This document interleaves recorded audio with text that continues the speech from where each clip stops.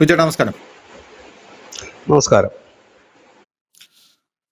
ചേട്ടാ, ഇപ്പോ ലോകം മുഴുവൻ പ്രതിസന്ധിയിലാകുന്ന തരത്തിലേക്ക് അമേരിക്ക കാര്യങ്ങളെ കൊണ്ടുപോവുകയാണ്.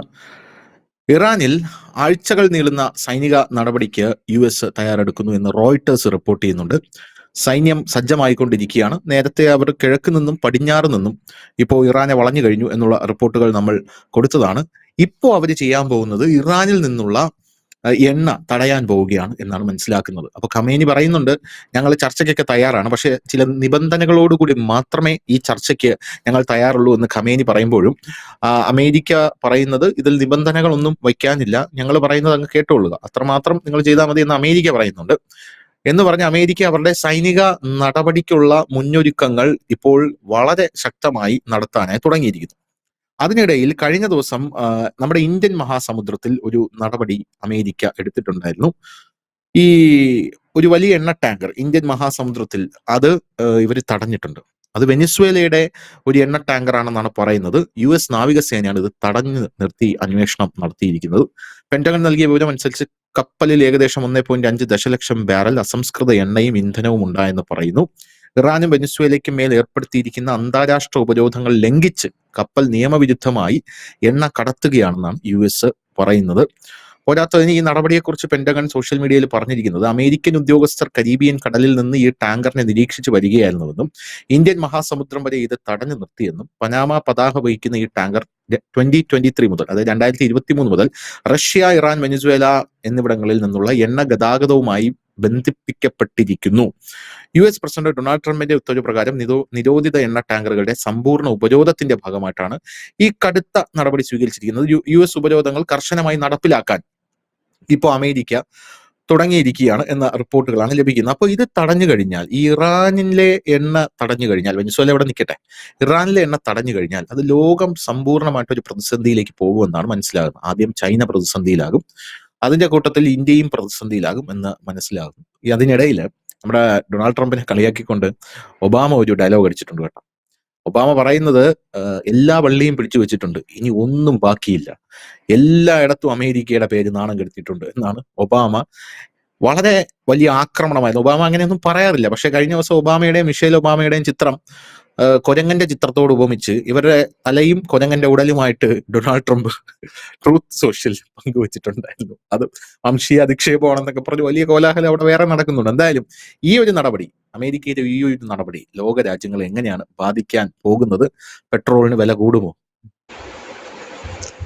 ഇതിപ്പോ ഈ ഫോട്ടോ പങ്കുവെച്ചത് കാണുമ്പോൾ സത്യത്തിൽ ഈ കേരളത്തിലെ അടക്കം നമ്മുടെ സഖാക്കളെയും രാഹുൽ ഗാന്ധിയെയും BJP-ക്കാരോടൊക്കെ എനിക്ക് ബഹുമാനം തോന്നുന്നു. കാരണം നമ്മുടെ രാഷ്ട്രീയം 2500 രജിസ്റ്റേർഡ് പാർട്ടിയുള്ള ഒരു രാജ്യമാണ് ഇന്ത്യ. അവിടെ ഒരു നേതാവ് പോലും ഇതേപോലത്തെ അവഹേളനങ്ങൾ നടത്താറില്ല.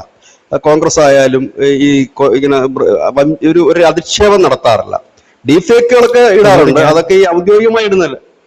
കോൺഗ്രസിന്റെ നേതാവ് ഈ രാഹുൽ ഗാന്ധി ഒന്നും ചെയ്യുന്നില്ല. അതിനോട് ഞാൻ വിയോജിക്കുന്നു ശക്തമായിട്ട്. കാരണം പ്രധാനമന്ത്രി നരേന്ദ്രമോദിയുടെ അമ്മയൊക്കെ വെച്ച് AI പിക്ചറൊക്കെ ചെയ്ത് വളരെ വൃത്തികേടായിട്ടാണ് കോൺഗ്രസ് പ്രചരിപ്പിക്കുന്നത്. രണ്ടാമത്തെ കാര്യം എന്ന് പറയുന്നത്, യവന്മാര് ഇത് ചെയ്യുന്നത് യവന്മാർക്ക് പറയാൻ മടിയായതുകൊണ്ട് യവന്മാരുടെ ജർമ്മൻ ഷെപ്പേർഡുകളെ കൊണ്ട് പറയിപ്പിക്കും. കഴിഞ്ഞ ദിവസം ധ്രുവ് രാഠിയുടെ ഒരു ഇന്റർവ്യൂ പുറത്തു വന്നിട്ടുണ്ട്. അതിനകത്ത് പറയുന്നത് എന്താ അറിയോ? ധ്രുവ് രാഠി അവൻ പറയുന്നത്, പ്രധാനമന്ത്രി മോദിയെക്കാട്ടിലും ഭേദം ആ സ്ഥാനത്ത് ഒരു കഴുതയെ ഇരുത്തുകയാണെന്നാണ് അവൻ പറയുന്നത്. അപ്പോൾ അതിന്റെ താഴെ വന്നിരിക്കുന്ന കമന്റുകൾ, അതുകൊണ്ടാണോ നീ രാഹുൽ ഗാന്ധിയെ പ്രധാനമന്ത്രിയാക്കണമെന്ന് നിരന്തരം പറഞ്ഞുകൊണ്ടിരിക്കുന്നത് എന്നുള്ള കമന്റുകളാണ് വരുന്നത്. തുടർന്നോളൂ. അല്ല, അങ്ങനല്ല ഞാൻ പറഞ്ഞത്. ഈ ഒഫീഷ്യൽ പോസ്റ്റിൽ ഇരിക്കുന്ന നേതാക്കന്മാര്, അതായത് നമ്മുടെ ഇപ്പൊ ഈ രാഹുൽ ഗാന്ധി ഒരു ഒഫീഷ്യൽ പോസ്റ്റിൽ, അവരങ്ങനെ ഇതുവരെ ഈ അവരുടെ പോസ്റ്റിലൂടെ ഇതൊക്കെ ചെയ്തിട്ടില്ല. അത് എനിക്ക് തോന്നുന്നു നമ്മുടെ രാജ്യത്തിന്റെ ഒരു കൾച്ചറാണെന്ന് എനിക്ക് തോന്നുന്നു. നമുക്ക് വേണമെങ്കിൽ ഈ ഇടതുപക്ഷ സഖാക്കള് വിവരക്കേടൊക്കെ ആണെങ്കിലും സഖാക്കളുടെ പോസ്റ്റിൽ കൂടെ മോദിയൊക്കെ ചീത്ത വിളിക്കുവരും. കമ്മികൾ പല രീതിയിൽ ഇതൊക്കെ ഇടുമെങ്കിലും ഒഫീഷ്യലായിട്ട് ഇപ്പൊ പിണറായിയോ ഇല്ലെങ്കിൽ അങ്ങനെ ചെയ്യില്ല. പക്ഷെ ഇത് വെറും ഒരു ഇതല്ല, അമേരിക്കൻ പ്രസിഡന്റ് ആണെന്ന് ആലോചിക്കണം മനുഷ്യൻ, ഒരു പൊളിറ്റീഷ്യൻ അല്ല അദ്ദേഹമാണ് ഇത് അവഹേളിക്കുക എന്ന് പറയുമ്പോഴത്തേനും ബാക്കി ഇപ്പൊ അണികളോ ഇല്ലെങ്കിൽ ആ പാർട്ടിയിൽ ഒരു MP അവഹേളിച്ചാലും നമുക്ക് മാപ്പ് കൊടുക്കാൻ പറ്റും. പോട്ടെ, അദ്ദേഹത്തിന്റെ വിവരക്കേട്, ഒരു ഭരണാധികാരിയെ ചെയ്യാന്ന് പറഞ്ഞാൽ വിവരക്കേടിൻ്റെതാണ്. ഒബാമ കൊടുത്ത മറുപടിയും കൃത്യമാണ്. ഇനി നമുക്ക് കാര്യത്തിലേക്ക് വന്നു കഴിഞ്ഞാല്, ഇപ്പോ ഈ മഡൂറോയുടെ കേസിലും നമ്മളിപ്പോ ചോദിക്കും, ചൈന മഡൂറോയുടെ വലിയ ആളായിരുന്നല്ലോ, എന്തുകൊണ്ട് മഡൂറോയെ ആക്രമിച്ചപ്പോ ചൈന ഇടപെട്ടില്ല എന്നുള്ളത്. അതിന് വ്യക്തമായ ഉത്തരമുണ്ട്. കാരണം മഡൂറോ ഇല്ലെങ്കിൽ ആ വെനുസുലയുമായിട്ട് ചൈനയ്ക്ക് സൈനിക സഹകരണം ഇല്ല. ഒന്ന്. രണ്ടാമത്തെ കാര്യം, ഈ വെനുസുല കിടക്കുന്ന ആ ഒരു ഇടത്തേക്ക് ചൈനയ്ക്ക് ആയുധങ്ങളുമായി എത്താൻ കഴിയില്ല. മൂന്ന്, വെറുതെ പോയി ഒരു യുദ്ധം ഉണ്ടാക്കിയിട്ട്, കാരണം ഇത് അമേരിക്കയുടെ കീഴിൽ കിടക്കുന്ന രാജ്യമാണ് വെനുസുല. ചൈനയിൽ നിന്ന് ഒരു വലിയ ദൂരത്തിൽ കിടക്കുന്ന ഒരു രാജ്യം കൂടിയാണ്. ഈ ഇറാന്റെ കേസിൽ അങ്ങനെയല്ല. നമ്മൾ ആദ്യം മുതലേ പറയുന്ന ഒരു കാര്യമുണ്ട്. കാരണം ഇറാൻ എന്ന് പറഞ്ഞാൽ അവർക്ക് വളരെ എളുപ്പം എണ്ണ സപ്ലൈ ചെയ്യുന്ന ഒരു രാജ്യമാണ് ഇറാൻ. കാരണം അവർക്ക് സഹായങ്ങൾ ചെയ്യാൻ കഴിയുന്ന ഒരു രാജ്യമാണ് ഇറാൻ. ഇതിനോട് ചേർത്ത് വായിക്കേണ്ട ഒരു വാർത്ത കൂടിയുണ്ട്. താലിബാന്റെ നേതാവ് ഇന്നലെ ഒരു പ്രസ്താവന നടത്തിയിട്ടുണ്ട്. അദ്ദേഹം പറഞ്ഞിരിക്കുന്നത്, ഇറാനെ അമേരിക്ക ആക്രമിച്ചാൽ ഇറാന് ഞങ്ങൾ പിന്തുണ കൊടുക്കുമെന്ന് താലിബാൻ എന്ന് പറഞ്ഞു കഴിഞ്ഞാൽ ഇപ്പോഴത്തെ നമ്മുടെ അഫ്ഗാൻ ഭരണകൂടം പറഞ്ഞിട്ടുണ്ട്. അതിന്റെ അർത്ഥം എന്താണെന്ന് കരുതി അത് എങ്ങനെ നിൽക്കും, നമ്മൾ മുമ്പ് പറഞ്ഞ കാര്യം തന്നെയാണ്. ഇത് എങ്ങും കൈ നിൽക്കുന്ന ഒരു കാര്യമല്ല. അപ്പം ആ പിന്തുണ കൊടുക്കുമെന്ന് പറയുമ്പോൾ ഇവിടെ ചൈനയും പരോക്ഷമായ പ്രത്യക്ഷമായ ഒക്കെ സഹകരണങ്ങളൊക്കെ ചെയ്യും എന്ന് തന്നെയാണ് നമ്മൾ കരുതേണ്ടത്. കാരണം ഈ എണ്ണ അവർ ഏറ്റവും കൂടുതൽ ഈ പറയുന്ന ഈ ഇറാനിൽ നിന്നാണ്. അത് നിന്ന് കഴിഞ്ഞാൽ വരുന്ന കുഴപ്പം, അതിന്റെ ഏറ്റവും വലിയ പ്രത്യാഘാതം അനുഭവിക്കാൻ പോകുന്ന ഒരു രാജ്യം ഇന്ത്യയാണ്. കാരണം എണ്ണയ്ക്ക് തീപിടിച്ച വിലയാണ്. കാരണം ചൈന സ്വാഭാവികമായി അവരുടെ ഇറാനിൽ നിന്നുള്ള എണ്ണ വരവ് തീരുകയാണ് എന്നുണ്ടെങ്കിൽ അവർ അടുത്ത സ്ഥലത്തേക്ക് പോകും എണ്ണ വാങ്ങാൻ. ഇന്ത്യയും പോകുന്നത് അങ്ങോട്ടേക്കാണ്. അതുകൊണ്ടാണ് ഞാൻ ഉറപ്പിച്ചു പറയുന്നത്, റഷ്യയുടെ എണ്ണ ഇന്ത്യ നിർത്തില്ല എന്ന് പറയാനുള്ള പ്രധാന കാരണം ഇത് തന്നെയാണ്. ഇപ്പൊ വീണ്ടും ഡിസ്കൗണ്ട് കൊടുത്തിട്ടുണ്ട് റഷ്യ. ഇന്നലത്തെ വാർത്ത അതാ വന്നിരിക്കുന്നത്. കൂടുതൽ ഡിസ്കൗണ്ട് ഇന്ത്യക്ക് കൊടുത്തിട്ടുണ്ട്. അതിന്റെ കാരണം അതാണ്. അമേരിക്ക പറയുന്നത് കാരണം അതാണ്. ഇന്ത്യ നിർത്തില്ല എന്ന് അമേരിക്ക പറയാനുള്ള കാരണം അത് തന്നെയാണ്. ഇന്നിപ്പോ മാർക്ക് റൂബിയോ മാറ്റി പറഞ്ഞിട്ടുണ്ട്. അപ്പം ഈ നിർത്തില്ല എന്ന് പറയാം, അധികം മേടിക്കുന്ന എണ്ണ നിർത്തില്ലെന്നാണ് ഇന്ന് മാർക്ക് റൂബിയോ പറഞ്ഞത്. ഇന്നലെ പറഞ്ഞ കാര്യം തന്നെ ഇച്ചിരി തേച്ചും എനിക്ക് പറഞ്ഞേ ഉള്ളൂ. അധികമായി വാങ്ങില്ല, ഇപ്പൊ വാങ്ങുന്നത് തുടരുമെന്നാണ്. കാരണം നമ്മളിപ്പോൾ ഏതാണ്ട് ഒരു 40-42 രാജ്യങ്ങളിൽ നിന്ന് എണ്ണ വാങ്ങുന്നുണ്ട്. അപ്പൊ ഇവിടേക്ക് ചൈനയും കടന്നു വരും.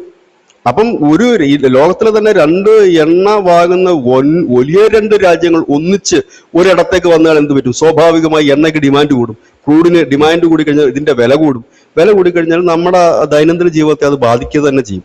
അതുകൊണ്ട് തന്നെയാണ് ഈ ഒരു അടി ഭയങ്കരമായി ലോകത്തെ ബാധിക്കുമെന്ന് നമ്മൾ എപ്പോഴും പറയുന്ന കാര്യം. പക്ഷെ ഇപ്പോൾ ഇസ്രയേലും ട്രംപും തമ്മിൽ തീരുമാനിച്ചിരിക്കുന്ന ഒരു കാര്യം എന്ന് വെച്ച് കഴിഞ്ഞാൽ, ഇപ്പോൾ ഈ ഇറാനിൽ നിന്ന് പോകുന്ന എണ്ണ ടാങ്കറുകൾ തടയുക എന്നുള്ളത് അതൊരു വലിയ ഒരു സംഘർഷത്തിലേക്ക് നീങ്ങാനുള്ള സാധ്യതയുണ്ട്. പക്ഷേ ഇന്നലെ നമുക്ക് മനസ്സിലാക്കാൻ കഴിയുന്ന ഇന്റർനാഷണൽ മീഡിയാസിൽ പറയുന്നത്, ഇറാന് ഈ ചർച്ചകൾക്ക് ഒരുപാട് കാര്യങ്ങൾ അവർ സമ്മതിച്ചിട്ടുണ്ട്. അവർ പറയുന്നത് അമേരിക്കയുടെ ആയുധം വാങ്ങാം, അമേരിക്കയുടെ സഹായത്താൽ ഞങ്ങൾ ആണവ പദ്ധതികൾ തുടങ്ങാം എന്നെല്ലാം അവർ പറയുന്നുണ്ട്.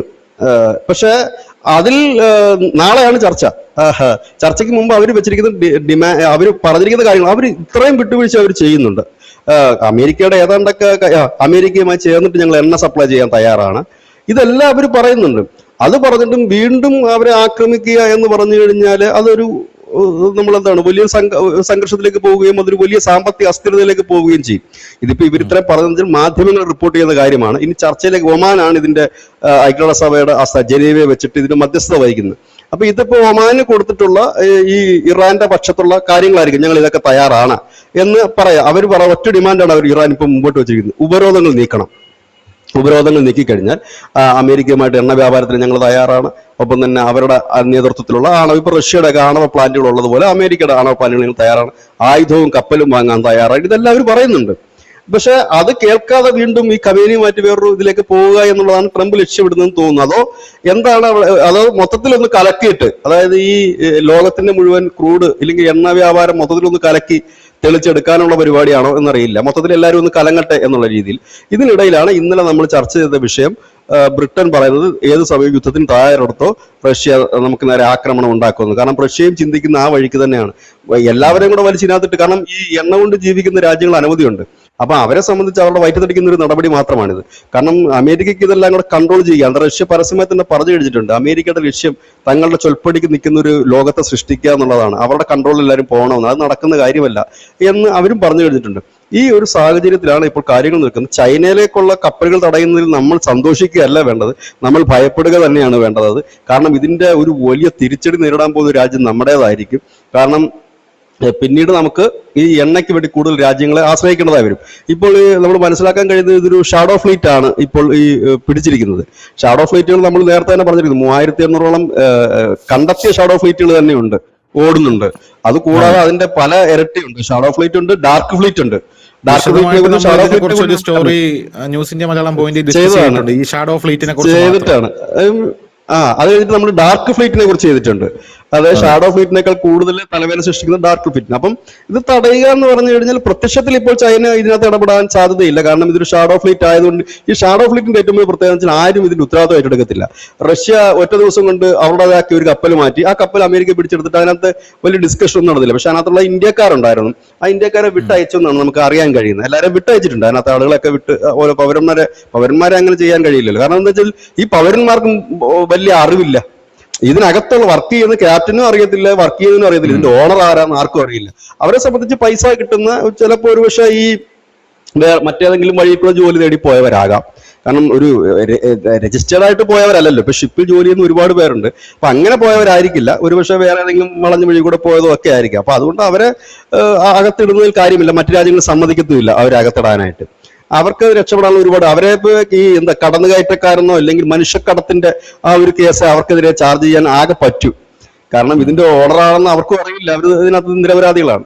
അപ്പം അതിനകത്ത് ചൈന ഇടപെടാൻ സാധ്യത. പക്ഷെ ഇത് യുദ്ധത്തിലേക്ക് പോവുകയാണെങ്കിൽ അതാണ് ഇറാൻ പറയുന്നത്, ഞങ്ങൾ ഹോർമിസ് കടലെടുക്ക് തകർക്കും എന്ന് പറയുന്നത്. ഇതിപ്പോ ഇന്ത്യയെ കൂടെ ബാധിക്കുന്ന ഒരു വലിയ വിഷയമാണ് കപ്പൽ തടയുക എന്നുള്ളത്. ഇന്ത്യക്ക് ഒരുപക്ഷെ അവിടെ നിന്ന് എണ്ണകളൊന്നും വരുന്നില്ല എങ്കിൽ പോലും അത് ഭാവിയിൽ അത് ദോഷകരമായി തന്നെ ബാധിക്കും. കാരണം ചൈന നമ്മൾ പോകുന്ന സ്ഥലത്തേക്ക് തന്നെയാണ് ചൈനയും വരുന്നത് എണ്ണ വാങ്ങാനായിട്ട്. അവിടെയാണ് ഇതൊരു വലിയ സംഘർഷ മേഖലയാകും എന്നുള്ളത്. ഇപ്പൊ ഈ താലിബാന്റെ മുന്നറിയിപ്പ് വളരെ ഗൗരവകരമായ ഒരു മുന്നറിയിപ്പാണ്. കാരണം ഇറാനെ അമേരിക്ക ആക്രമിച്ചാൽ ഞങ്ങൾ ഇറാന്റെ ഒപ്പം നിൽക്കും എന്നുള്ളത്. അത് പാകിസ്ഥാനെ ബാധിക്കും, പാകിസ്ഥാനെ ബാധിച്ചത് ഈ മേഖലയാകെ ബാധിക്കും. ഇത് തന്നെയാണ് കുറെ നാളുകളായിട്ട് നമ്മൾ പറഞ്ഞുകൊണ്ടിരിക്കുന്ന കാര്യവും. ഇത് എല്ലായിടത്തും ബാധിക്കുന്ന ഒരു വിഷയമാണ് എന്നുള്ളതാണ്. കാരണം താലിബാൻ ചെയ്യാൻ പറ്റുന്ന ഇറാനിൽ പോയി ഇറാനെ സപ്പോർട്ട് ചെയ്യാതിരിക്കില്ല. കാരണം പാകിസ്ഥാനെ എതിരിടാൻ വേണ്ടിയിട്ടായിരിക്കും, അല്ലെങ്കിൽ പാകിസ്ഥാന് പണി കൊടുക്കാൻ വേണ്ടിയിട്ടായിരിക്കും. കാരണം പാകിസ്ഥാനിൽ വലിയ വിഭാഗം അമേരിക്കയൊപ്പമാണല്ലോ നിൽക്കുന്നത് ഭരണകൂടം. അപ്പൊ അതിനെ പണിയാൻ വേണ്ടിയിട്ട് അവരത് ഉപയോഗിക്കും. അത് മാത്രമല്ല പാകിസ്ഥാനിലുള്ള ഷിയാകൾ വലിയ പ്രശ്നത്തിലുമാണ്. കാരണം ഇറാനെ തൊട്ട് കഴിഞ്ഞാൽ ഇതെല്ലാം മുതലെടുക്കാൻ ഒരുപക്ഷെ രഹസ്യമായിട്ട് ഇന്ത്യ ശ്രമിച്ചേക്കാം, നമുക്ക് പറയാൻ കഴിയില്ല അതൊന്നും. പക്ഷെ ചൈനയൊക്കെ സംബന്ധിച്ച് ഇത് പ്രത്യക്ഷത്തിൽ ബാധിക്കുന്ന ഒരു വിഷയമാണ്, ഇന്ത്യയെ സംബന്ധിച്ചും അത് ബാധിക്കുന്ന ഒരു വിഷയമാണ്. അതുകൊണ്ട് തന്നെയാണ് ക്രൂഡിന്റെ വില ഉയരുമോ ഇല്ലയോ എന്നൊരു വലിയ സംശയം. ഇവിടെയാണ് നമ്മൾ ഒരിക്കൽ കൂടി ഉറപ്പിച്ചു പറയുന്നു, റഷ്യൻ എണ്ണ നിർത്തില്ല. കാരണം ഉള്ള വഴി നിർത്തുന്നത് എങ്ങനെയാണ്? ഉള്ള വഴി അടഞ്ഞുകൊണ്ടിരിക്കുകയാണ്. ലോകത്തിന് മുഴുവൻ എണ്ണ അടയ്ക്കുന്ന ഒരു രീതിയിലേക്ക് യുദ്ധം മാറിയാൽ പിന്നെ എന്ത് ചെയ്യാൻ കഴിയും? ആർക്കും തടയാനും കഴിയില്ല. അതാണ് അതിനകത്ത് കാണുന്ന ഒരു വലിയ വിഷയം തന്നെയാണ്, വലിയ വാർത്ത തന്നെയാണ് അത്.